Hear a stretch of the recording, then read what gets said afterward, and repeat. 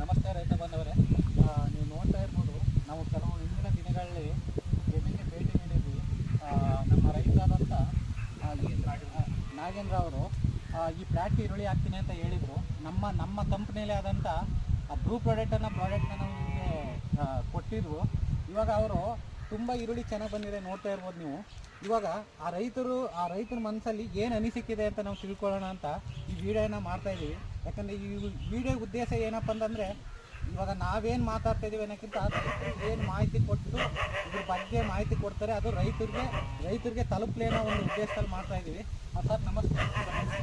Sir ಇವಾಗ ನಾವು ಕಂಪನಿಯಿಂದ ಭೇಟಿ ಮಾಡಿದ್ವಿ. ಮತ್ತು ನಮ್ಮದು ಪ್ರಾಡಕ್ಟ್ ಕೊಟ್ಟಿದ್ವಿ ಸರ್. ಮೊದಲಕ್ಕೂ ಏನು ವ್ಯತ್ಯಾಸ ಕಾಣ್ತಾ ಇದೆ ಸರ್? ಇದೇ ಥರ ಹೋದ ವರ್ಷ ಈರುಳ್ಳಿ ಹಾಕ್ಬಿಟ್ಟು ಎಲ್ಲ ಹುಳು ಬಂದು ಮತ್ತು ಗುಣ ಹುಳುಗಳೆಲ್ಲ ಬಂದು ಎಲ್ಲ ಇದೇ ಥರ ಹಾಕಿತ್ತು.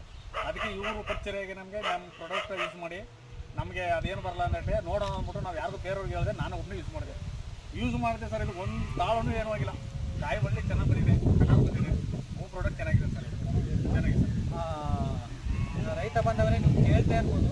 ಏನಕ್ಕೆ ಅಂತಂದರೆ, ನಾವು ಪ್ರಾಡಕ್ಟ್ ಕೊಡೋಕ್ಕೂ ಮತ್ತೆ ಹೇಳಿದ್ವಿ ಇವಕ್ಕೆ, ಈ ರೀತಿ ಒಳ್ಳೆ ಹುಳು ಮತ್ತು ಯಾವುದೇ ರೀತಿ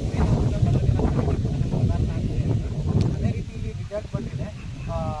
ಇನ್ನು ಮಾಹಿತಿ ಕೊಟ್ಟಂಥ ನಾಗೇಂದ್ರ ಅವರಿಗೆ ಧನ್ಯವಾದ ತಿಳಿಸ್ತಾ ನಾನು 2 ಮಾತುಗಳನ್ನ ನಾನು ಮುಗಿಸ್ತಾ ಇದ್ದೀನಿ.